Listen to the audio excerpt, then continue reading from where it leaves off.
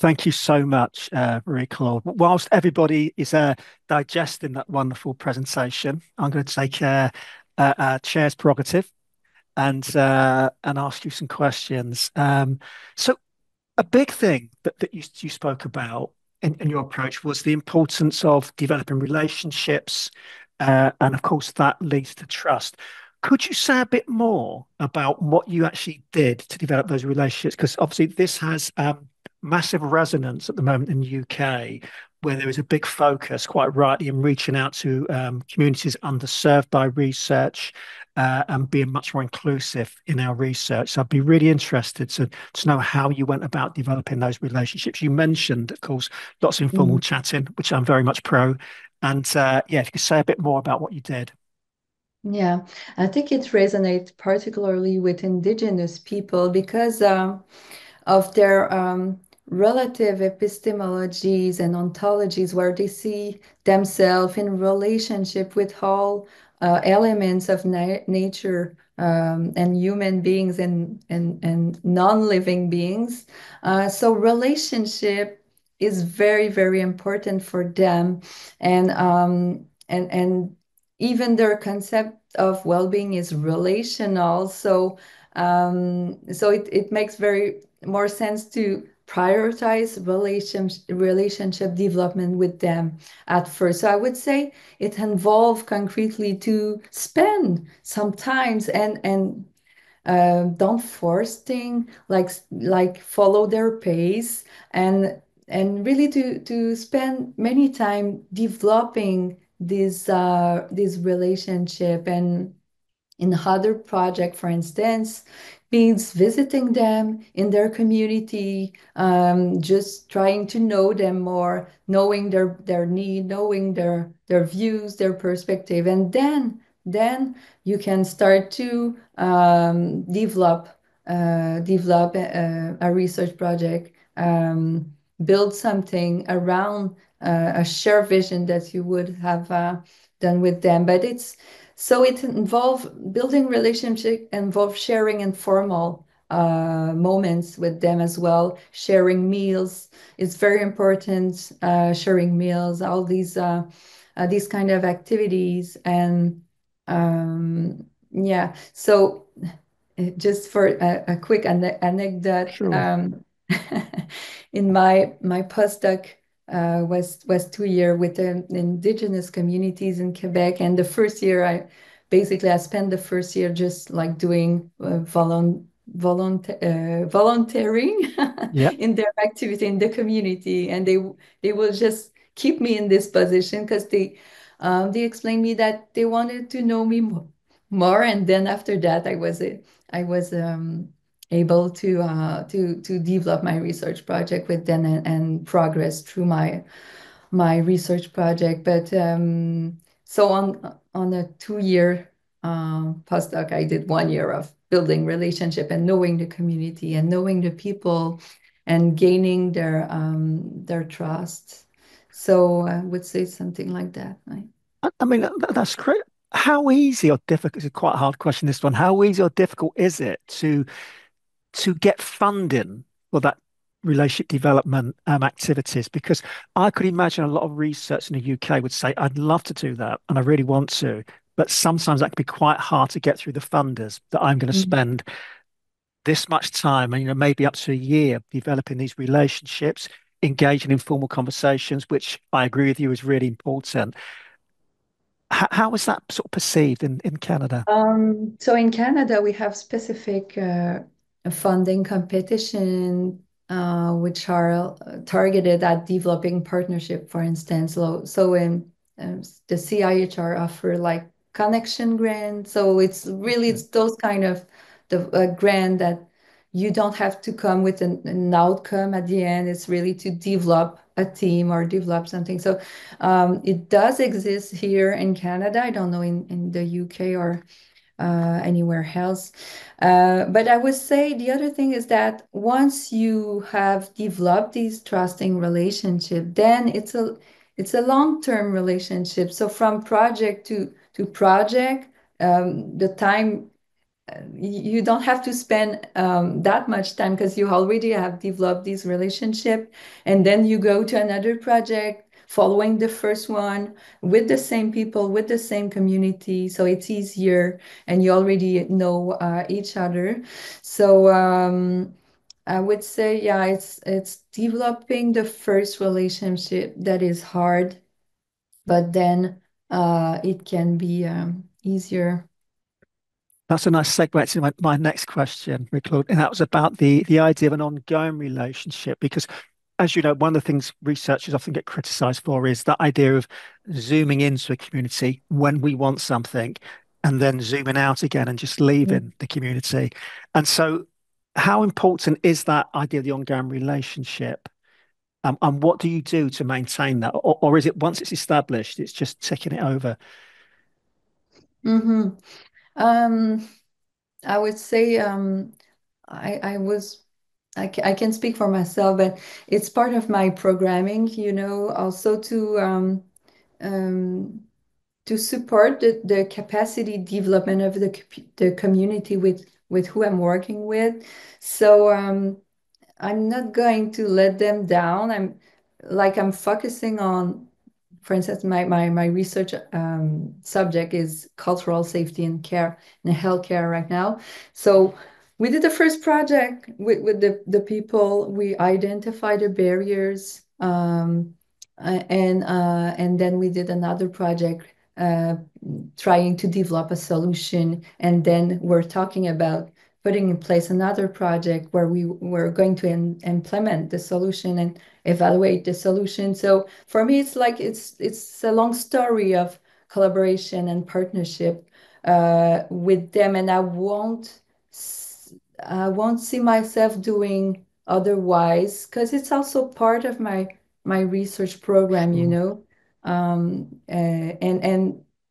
the theme is the same. So yeah, and I think it's almost mandatory for this kind of research with indigenous people because they have been subjected to such horrible research practices, as you Sure. mentioned, like helicopter research, where people came, take the data, and then go Yeah. away, and there's no benefit at all for the community, and they never see the researcher again. So now I think it's like an ethical imperative to develop something very on the long term with them, and promote ongoing relationship. Thank you.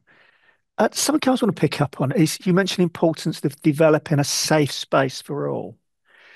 Could you explain a bit more about what that means and what you did to achieve that safe space for all? Mhm. Um, yeah. Um, so the safe space relate to the fact that we want everyone to be able to feel like the psychological safety where they Yeah. express themselves. So the first thing is we do is a sharing circle where we say, okay, everyone has the opportunity to share about their life experience, and everyone in turn, and there's no judgment. We're listening, and yeah. So that's by putting in place some kind of those kind of mechanism where there's like people feel they can express themselves without judgment from other people.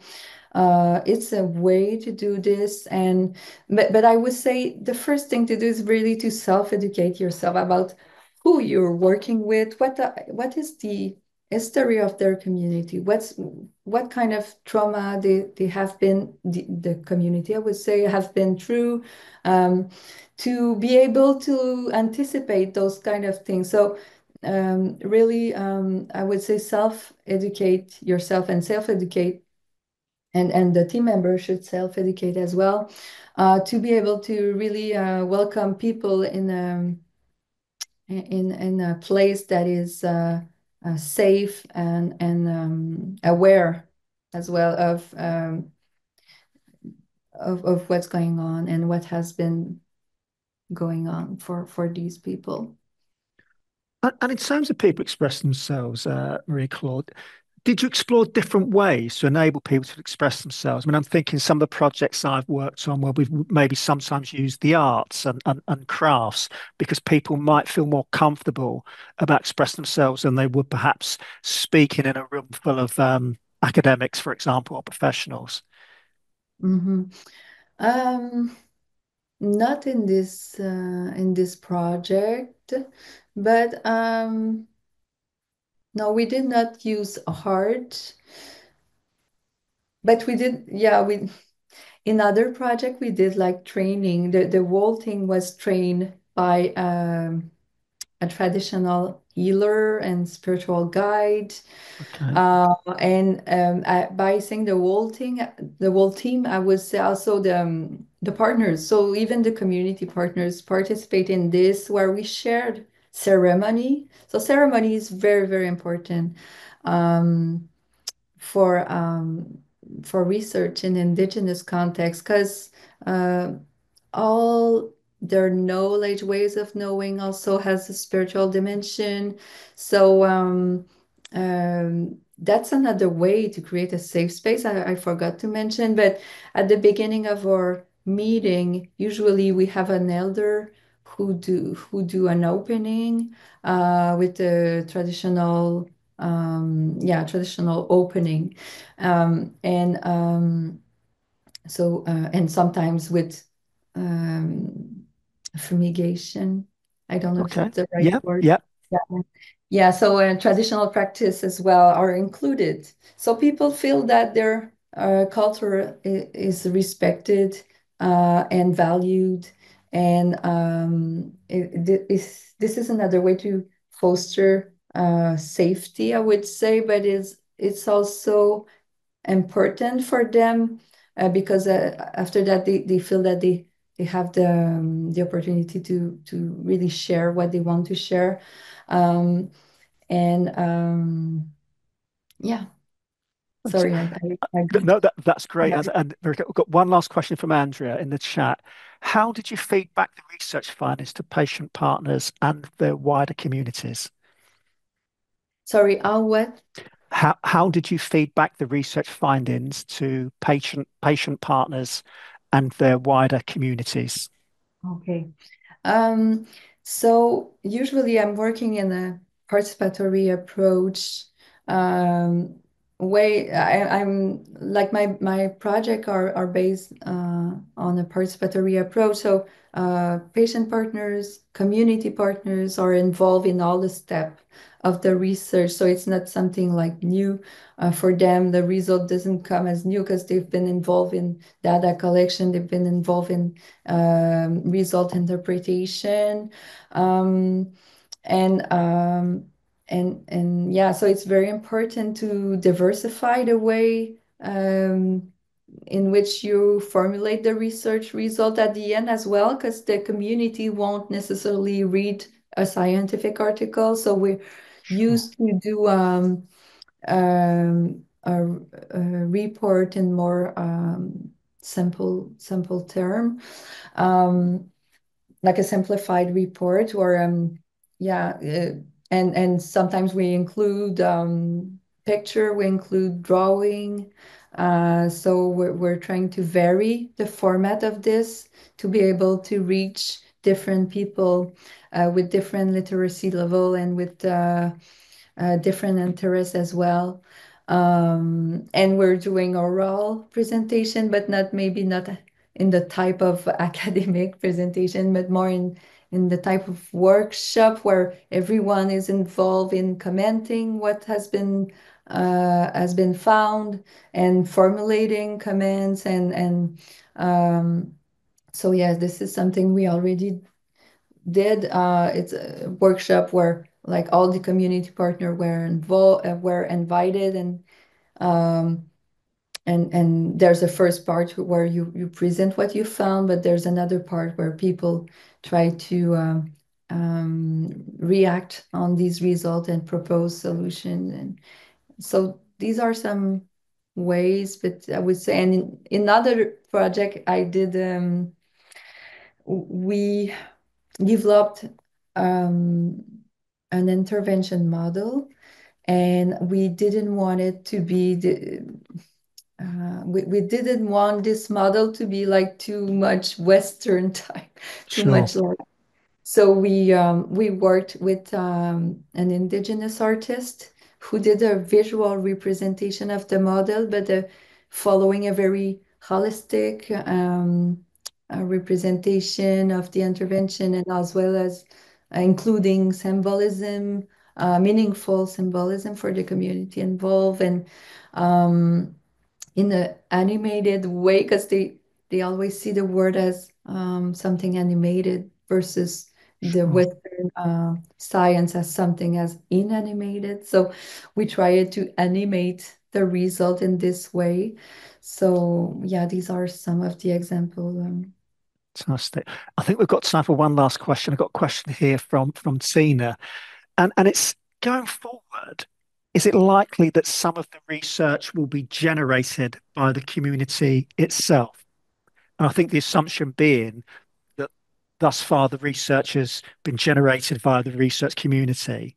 But is it likely that it will be generated by the community? Yeah, I would say, yeah, I think it's the ideal, the continuum of involvement. It's like, first of all, consultation and then participation, and then yeah, community-led or patient-led research. I think it's the best.